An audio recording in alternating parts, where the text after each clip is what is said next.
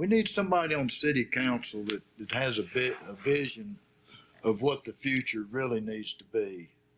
And they seem to be stuck on what the future is in 100 years, you know, and they keep bringing that up. And I'm like, no, we need to focus on now, you know, the present, right? What we need now.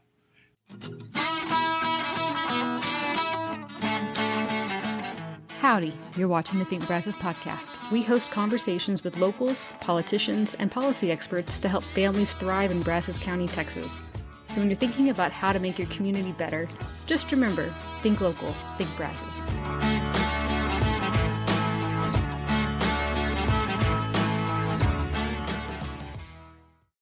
All right, we are joined by Patrick Giammalva, who is running for the Bryan City Council Place or District 5, I believe is what it is.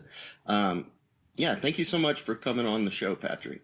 Well, thank you, Charles. I appreciate it. And I appreciate what y'all do, too, with the Habitat Humanity and awesome. Helping people out. So. That's great. So let's start. Since this is a candidate interview, we want to start with just kind of a real brief overview, who you are, why you're running, in just a couple minutes. Okay, well, I'm Patrick Giammalva. I'm running for single-member District 5. That's the west side and all the way out to Rellis, which is going to be, it's the biggest booming part of the city of Bryan.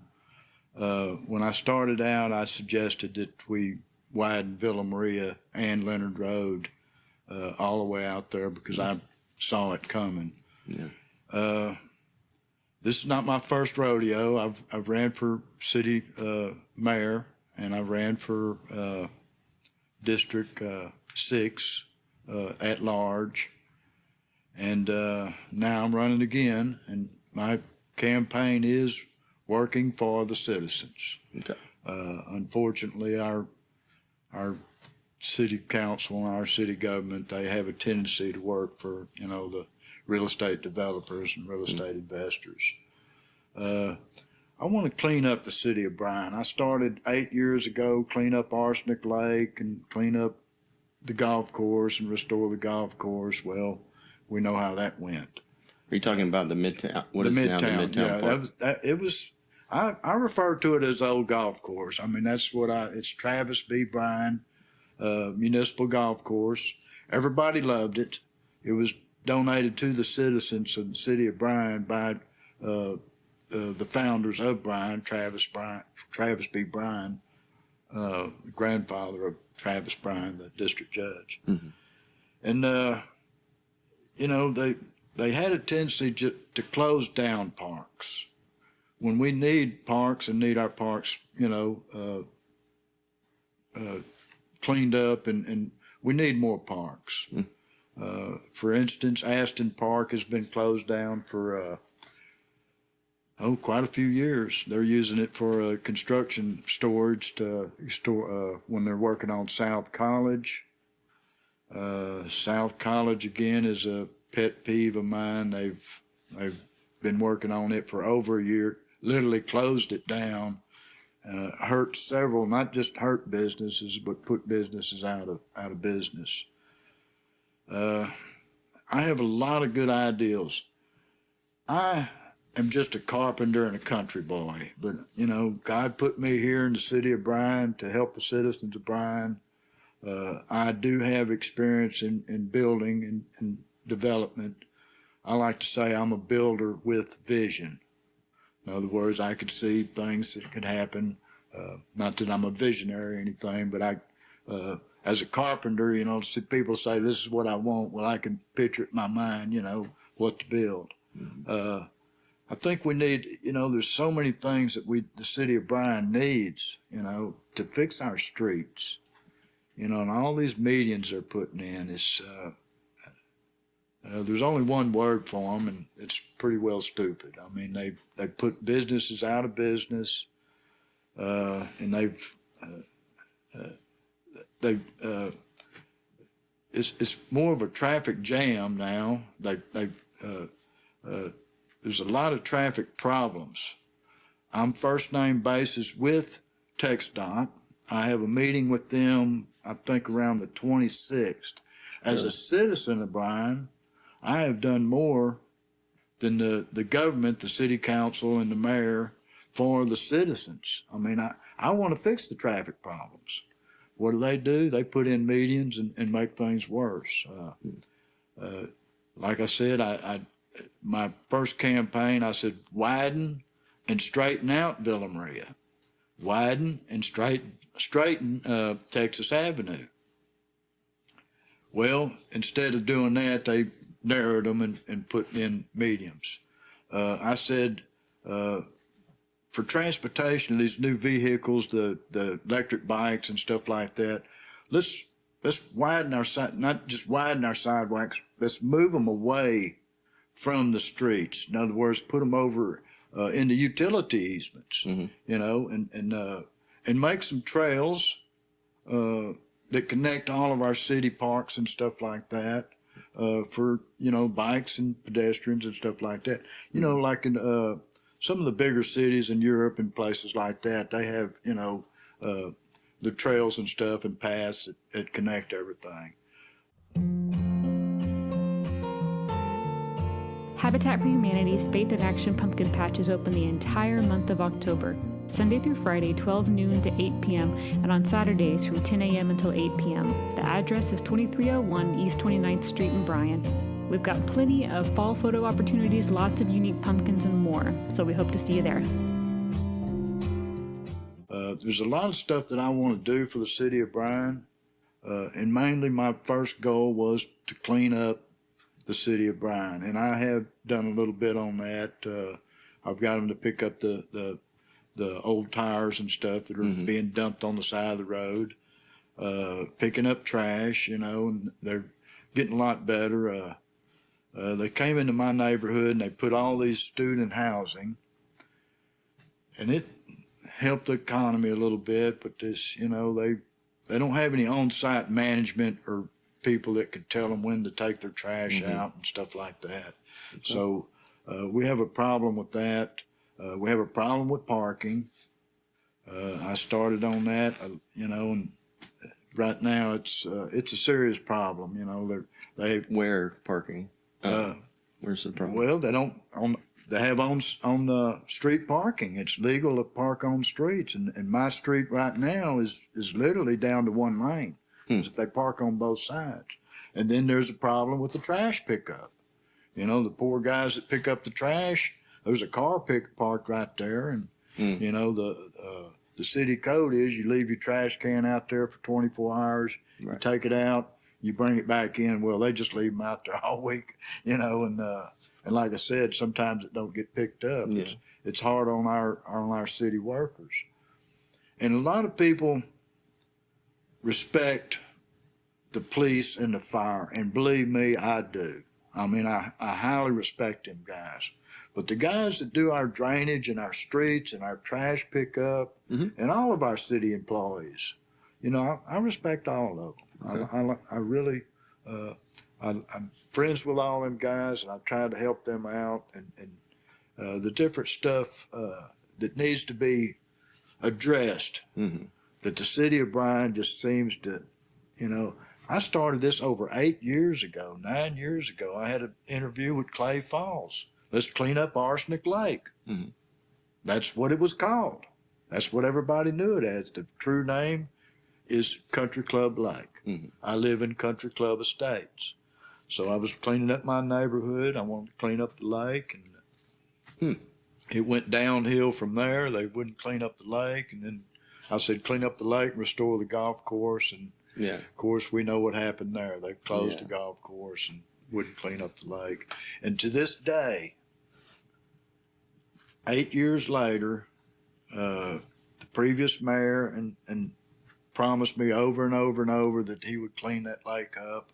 And they did clean it up. They cleaned it out. I suggested to dredge it and pump the water uphill and run it back, you know, like a river walk, and make a nice park. Well, they drained it and they cleaned it out and they enlarged it and they deepened it. Now, when you do something like that, you're messing with the TECQ, that's a state regulated water quality. And when you do that, you have to get a permit to fill the lake back up. Right. And they neglected to get the permit until after it was already done. And then, of course, TECQ, again, I'm on first name basis with them. I have been for years. I've talked to them about 2 years ago, and she explained to me that, it's a process you have to go through to get the permit. It's because of the watershed. Right. You have to go to several counties downstream. So it's not just permitted here in Brazos County. It's when you start dealing with the state, it's a long process. So, sorry to cut you off, but I wanted to get into a few more specific questions. Especially this podcast focuses on affordability for Bryan College Station families. Does the city of Bryan, in your opinion, have an affordable housing problem where not enough people who live there can afford a decent home? What's your opinion on that? Well, with the price of building material and everything going up, I understand, it's a problem. But affordable house for the low income and the middle income is, around 200,000, and the builders they can't hardly build a house for that anymore.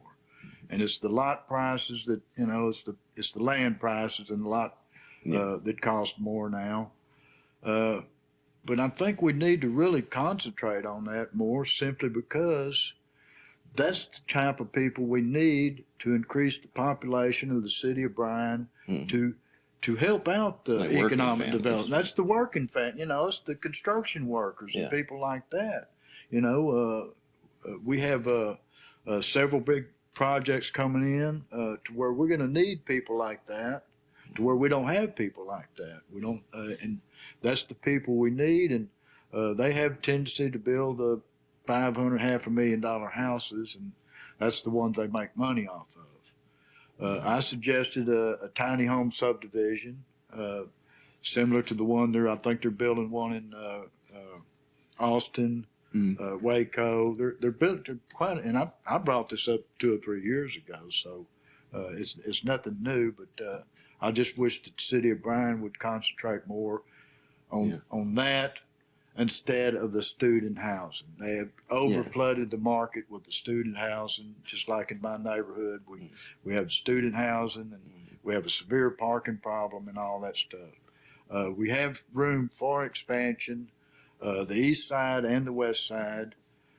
We have plenty of room for expansion, but like I said, it's the lot prices, and if we could get the prices down to around 200 or even 250,000. Now back in 2017, I talked to a gentleman. He said he paid 220,000 for his house. Well, it's worth 300,000 now. Right. And it's like I said, and we really need more apartments. I know people do not like apartment buildings. There was a deal in Copperfield in Austin Colony. Right. To where people don't want apartments in their backyard. Right. But again, that's the type of housing we really need right now, because people that are moving to Bryan, they can't afford to move into or buy a new house. So we really need more apartments. And like I said, it goes back to the student housing. The city of Bryan is concentrated more on the student housing. And, they're all right for a dorm house if you want to have parties and stuff. But, it's not very good for a family or a graduate students or stuff like that. So do you feel that there is a role for the local government, city council, that level of government? Is there a role in the affordable housing space? Because, there are several different ways to try and achieve affordability. One of them is more on the active subsidies, things like that. Yeah. And the other one is more let the market do what the market does. Do you fall on either side? Because you've already said that we need more affordable homes. It's what it sounds like. Well, anytime you have the government involved in stuff, it takes free enterprise away. And that's why, the city of Bryan, and I speak at the city council on a regular basis. I've been told to shut up and sit down more than anybody. they have a tendency to lean towards the real estate developers and real estate investors. And that takes free enterprise out of the system. In other words, people that want to come in and be an independent builder or something like that, and build a subdivision or like I said, a tiny home subdivision or something like that. It's hard for them to deal with the government on that, even though the government does help out different builders, on well, I said most all builders on the impact fees, to where they give them free sewer and water and The tap. They do that. Which the city of Bryan, again, we need somebody on city council that has a vision of what the future really needs to be. And they seem to be stuck on what the future is in 100 years, and they keep bringing that up. And I'm like, no, we need to focus on now, the present, Right. what we need now. And what we need now is our streets fixed, our parks, our schools. We have lost population in the city of Bryan. I mean, a lot of people don't believe me when I say that, but if you Google it, College Station's in the green by 24%. Bryan's literally, it's not red line, it's black line. And in the last few years, we've had a lot of people moving into Bryan, but we have a lot of people moving out of Bryan. And it's kind of black lined in there. And like I said, true economic development is to increase the population. And how do you do that? You make Bryan a great city to live in, simply by good schools, good parks, traffic, fix the traffic problems, and like you said, and it goes back to the housing. We do need to build some subdivisions, and what y'all do is a great thing. I mean, helping out, the lower and middle class income, and that's the people we need. I mean, literally, to build the city, that's the type of people we need. The service industry. Right. Now, I've talked about the service industry over and over and over. We have everything we need here. Our Bryan schools, they have our electricians, our plumbers, our carpenters, our builders and stuff. We have A&M that has our top education in the world. Our engineers, our architects.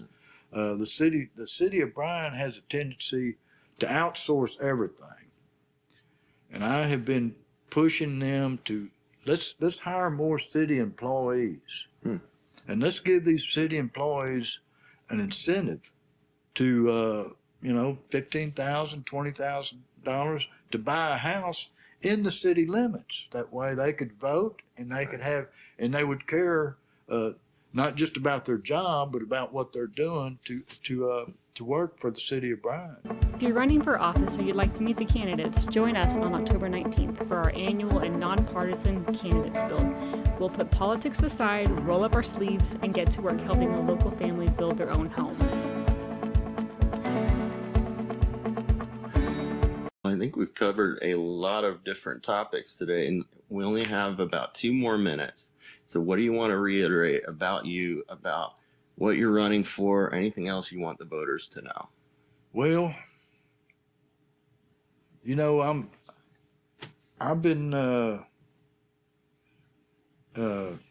I've said, a lot of people said I'm crazy. A lot of people said I'm, loudmouth, short Italian, which I am.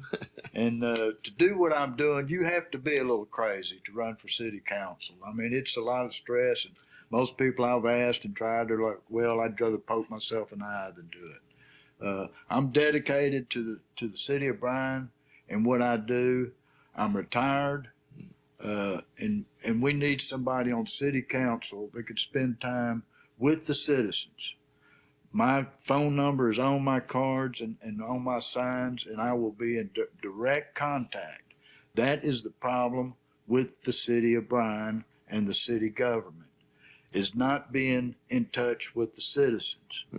When the city of College Station does anything, a new convention center, a new park or anything like that, they do all their consulting, they have their staff work on it and everything, but the last thing they do, and they announce it, we want to have a public meeting for the citizen input. And that is where citizens in the city of Bryan fail. They will not get any citizen input on the stuff that they do. And I ain't saying all the stuff that they do is wrong, but I mean, closing down parks and not utilizing our parkland for what it should be, and then not getting the citizen input. Because I've talked to a lot of people, and they don't like a lot of stuff that the city of Bryan is doing, especially, with the streets and the traffic and closing our parks. And that's, and I know a lot of people don't like me because of that, but you need to vote for me anyway, because I think that I could do something for the citizens of Bryan. And that's my platform, and it has been, is working for the citizens. The citizens elect the city council and the mayor, and that's the way it is. The citizens are the boss, not the city council and not the mayor. So I'm actually downgrading myself because I'm running for city council, and I'm a citizen right now. And like I said, I do a lot as a citizen for the citizens in the city of Bryan. Like I said, I've got a meeting with TxDOT. I'm trying to work out something to fix the intersection of South College and Villa Maria. Trying to get South College back open. That was a mess, and it still is. And I can drive a bulldozer, and if you see some crazy guy going down the middle of Texas Avenue, taking out those medians, that would be me, because people hate them. I mean, it's just, and they're a hazard, and I could go on and on and on about the medians, and like I said, I mean, I am a builder with vision, and I have developed lots of property out, and I think that I could, I have the experience to help the citizens of Bryan. All right. Well, again, this has been Patrick Giammalva running for District 5, City Council of the City of Bryan. So, Patrick, thank you for coming on the podcast. Thank you, we appreciate Charles. it. Thank you. Thank you for what y'all do.